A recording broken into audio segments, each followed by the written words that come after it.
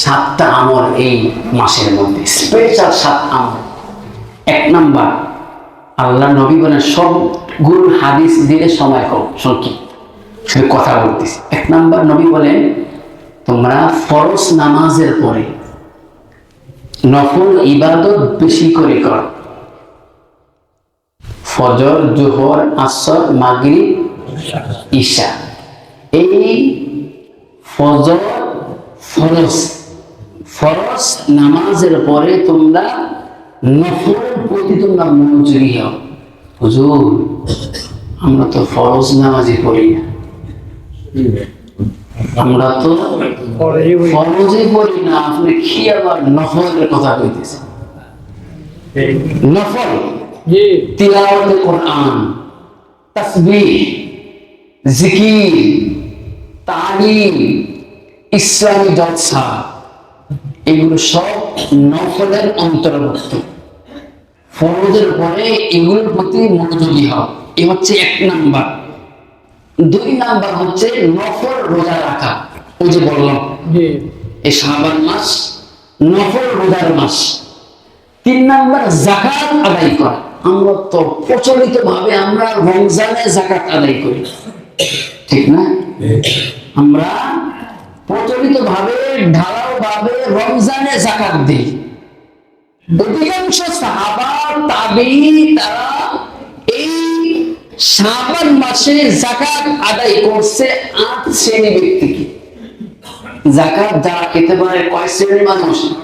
8 শ্রেণী। এখন প্রশ্ন হইল, কেন এই মাসে যাকাত দেয়? কারণ তো অবশ্যই আছে। এখন যাকাতটা কিন্তু তারাই খায় যারা অর্থনৈতিকভাবে যারা খুবই দুর্বল, তারা খায় না।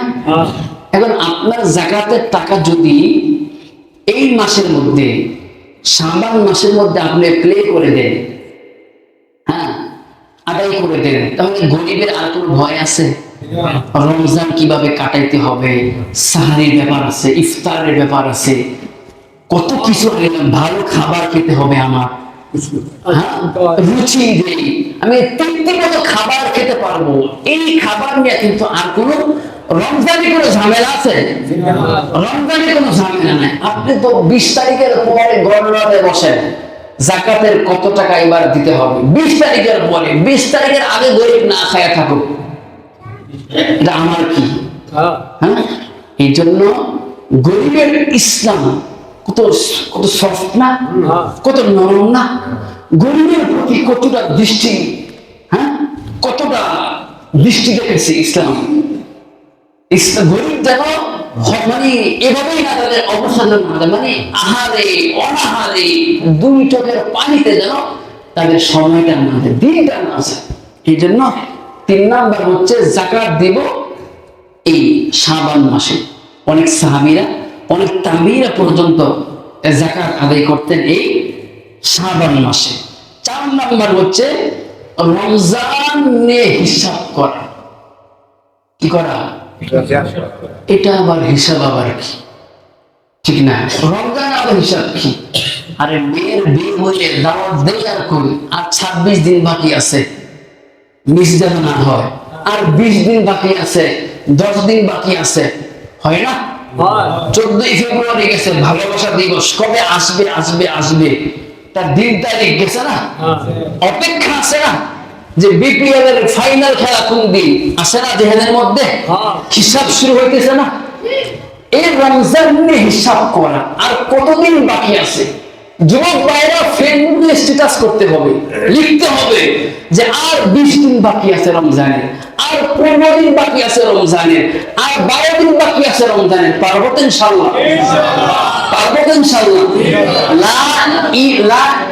হাদিস আছে, নবী বলেন যে আমানতের খেয়ানত করা যাবে না। লা ঈমানা বিমান লা আমানাতাহু, আমানতের খেয়ানত করা যাবে না। এই প্রচারিত কথা আছে না, যে প্রচারিত প্রচার না, কথা এমনি তো নাকি? পারবো তো ইনশাআল্লাহ? ফেসবুকে লিখতে পারবো তো ইনশাআল্লাহ? পারবো তো ইনশাআল্লাহ? আল্লাহ যুবক ভাইদের কণ্ঠকে তুমি কবুল করো, যদি বলেন আমিন।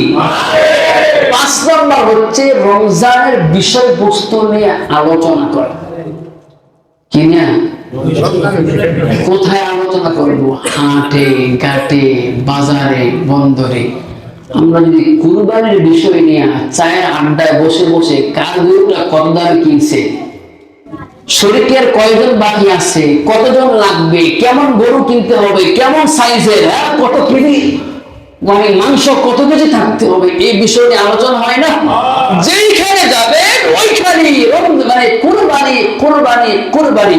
এটা যদি হইতে পারে, রমজান নিয়ে আলোচনা কেন হতে পারে না? পারবো তো ইনশাআল্লাহ।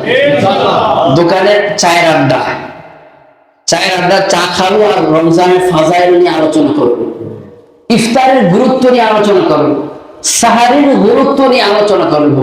ইফতার কেউ যদি একটা খেজুর খাওয়ায় তাহলে তাকে নাকি একদিনের রোজার সওয়াব দিয়ে দেয়।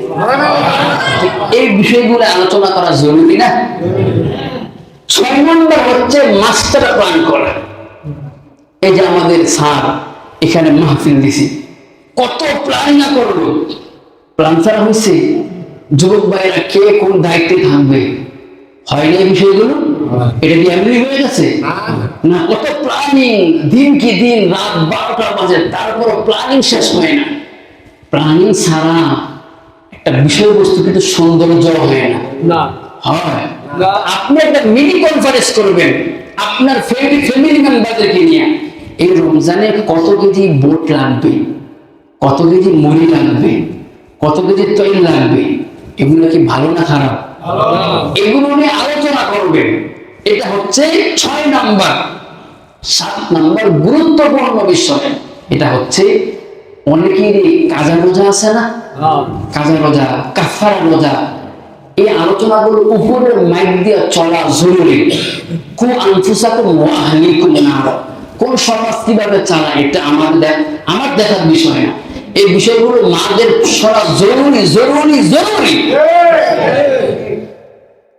আপনি তো বলবেন না, মারা তো শুনতে এই কথাগুলো। মাদের কাজা নামাজ আছে, কাজা রোজা আছে, কাফারা রোজা আছে, আপনি কি বলবেন নিয়ে? এই জন্য আমি আমার এই মহল্লাকে আমি বাঁচাবো, লোহান হয় না আমি করবো, এটা ভালো খারাপ কি বলেন, করাই দিব আমি। আচ্ছা, কাদা কাফারা রোজাগুলো এই মাসে কি করা? আদায় করা, একদম সব শেষ করে আমি নতুন এক রোজাকে আমি স্বাগত জানাই ইনশাআল্লাহ। ইনশাআল্লাহ। কথাগুলো কি দামি কথা না? লিমা তাকুলুনা মা লা তাফআলুন। আপনারা সবাই যদি আমার জন্য দোয়া করেন যে আল্লাহ হুজুর যা বলছে এই কথাগুলো যেন হুজুরে আমল করতে পারে, আল্লাহ কি এতগুলো মানুষের দোয়া ফিরে নিব? তো আপনারা যে দোয়া করেন তাহলে আমি আমল করতে পারবো, আর আমি যখন আমল করব তখন আমার কথাগুলো আপনার কলবের মধ্যে টাচ করবে, আঘাত করবে। এই আঘাতের কারণে ইমাম মুসল্লি এক হয়ে যাবে। আল্লাহ কবুল